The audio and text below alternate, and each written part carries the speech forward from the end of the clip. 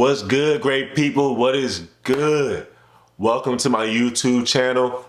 I'm just gonna honestly just talk about my thoughts on here. I have some other stuff that I do have coming along the way, but for now, I'm just gonna talk about how I feel, different things going on in the NBA, NFL, whatever it is. You guys can throw me topics, during videos in the comments, things you want to hear me talk about. So just let me know, and I'll get it to y'all. All right, let's get it. All right, y'all, we back at it with another one. And you already know what's up. Let's get straight to it. All right, so I really want to talk about my thoughts about this Rudy Gobert trade. And as y'all can see by the title, this is why I dislike that trade. It wasn't really, I really didn't see, the benefit from the trade for the huge benefit from the trade for the Minnesota Timberwolves side. So first and foremost, let's run down the trade so everybody on here understands exactly what went down, what was swapped, and what was included in the trade. All right, so I have it on my computer. I'm about to read it off exactly what was traded. All right, so the Timberwolves received Rudy Gobert, obviously. The Jazz received Malik Beasley, Patrick Beverley, Leandro Balmero, Walker Kessler, Jared Vanderbilt, the 2023 first round pick, 2025 first round pick, 2026 pick swap, 2027 first round pick, and then 2029 first round pick. All right.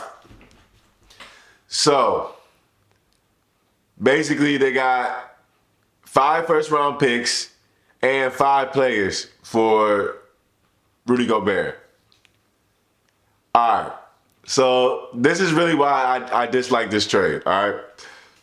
So I understand Carly Towns needs some help in the paint because Carly Towns obviously he can play 5, but he's a 4. You know what I'm saying? He's a stretch 4. He's able to shoot, play down low, all that stuff. He's a stretch 4. Better, just like Anthony Davis. Even though they can both play 5, he's better at playing that 4 position.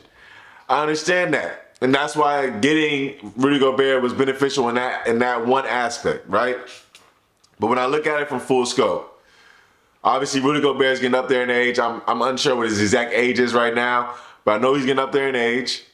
Obviously he can still defend at a high level, especially inside the paint only. He can defend at a high level. He can't defend pick and roll very well. He can't defend a player outside of the perimeter. You know what I'm saying? He's getting crossed by these small guards and taken to the basket easy.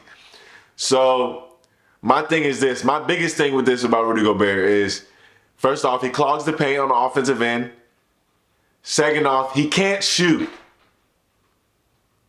Rudy Gobert cannot shoot.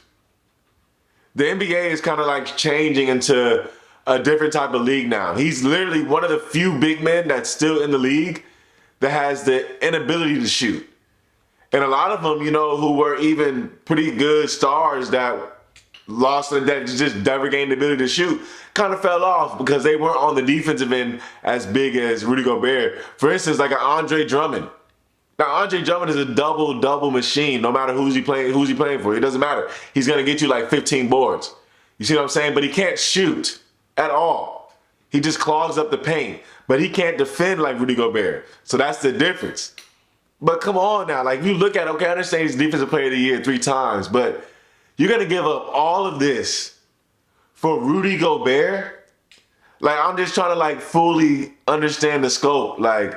I just don't, I truly do not understand how getting Rudy Gobert is going to make you that much better. And it seems like your goal, the Minnesota Timberwolves' goal is to get better on defense inside the perimeter and allow Karl-Anthony Towns to really get into his bag and into his game and not have to worry about those defensive matchups as much. Cool. And also get stronger on defense. Cool. But why would you trade Pat Beverley? That was the one aspect of the trade where it was obviously the 5 first round picks is insane. But also Patrick Beverley, one of the best leaders in the locker room, one of your best defenders, strong-minded point guards, gonna push the team to that next level, like a Draymond type player, Dennis Rodman type player. Every team needs that player. Who's gonna be that guy now? You know what I'm saying? Who's gonna be that guy now? The second thing, which is crazy, and this is wild too, 5 first round picks for Rudy Gobert. What is Kevin Durant worth now? How many first-round picks is Kevin Durant worth? If Rudy Gobert is worth 5 first-round picks, a guy that defends at a high level but can't shoot is worth 5 first. And also, I've seen games where Rudy Gobert had like 9 rebounds. You know what I'm saying? So it's like, for me, it's like, how does a guy at that point get 5 first-round picks? That is insane. So honestly, like, I was not a huge fan of this trade.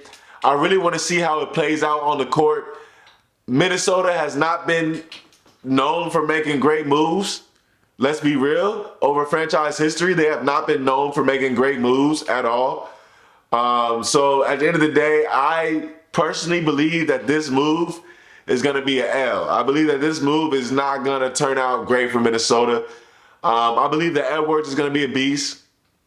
I believe that Karl-Anthony Towns is going to be a beast and that he's going to be able to do more on the offensive end. I mean, it's going to be hard for him to do even more, but it's like he already does an amazing amount on offensive end.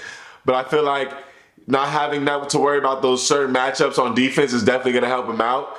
And also, he's probably going to have a smaller guy on him, you know?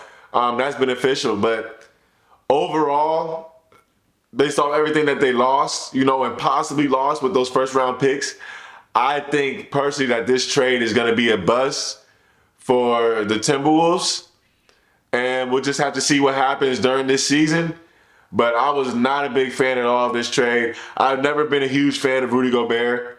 I've always thought, you know, obviously he's a good defender. I think he looks clumsy on the court to me in a lot of ways. I mean, he's good at getting blocks. He's good at timing it. But on the offensive end, he has no post moves. He has no basketball moves. Like, I mean, you know what I mean? Hopefully they get out a lot of opportunities where they can do pick and rolls and just throw alley-oops to him because he is good at that. He is good at pick and roll and getting alley-oops. So we'll see what happens, but I'm not a huge fan of this trade. And, you know, I'm hoping the best for the Timberwolves. I'm hoping that it plays out for them because I want Karl-Anthony Towns. You know, I want Anthony Edwards to really get an opportunity to continue to show what they have in the playoffs. But this trade was not, I did not like it. But we'll see what happens, you know. Let me know what y'all thought about this trade and what move so far in free agency is y'all's favorite move. I'm going to share that with y'all in my next video, what my favorite move so far in the 2022 NBA free agency is. Let me know what y'all's favorite move is. Let me know what y'all think about this one. And also watch my last video where I talked about where I think Kevin Durant is going to go. All right, you can see that video right here. Check it out for me, please. Please subscribe to my channel and let people know about me. Like and share, comment. Let people know, all right? Thank you for watching. Please stay hydrated, stay blessed. Water out. Sir.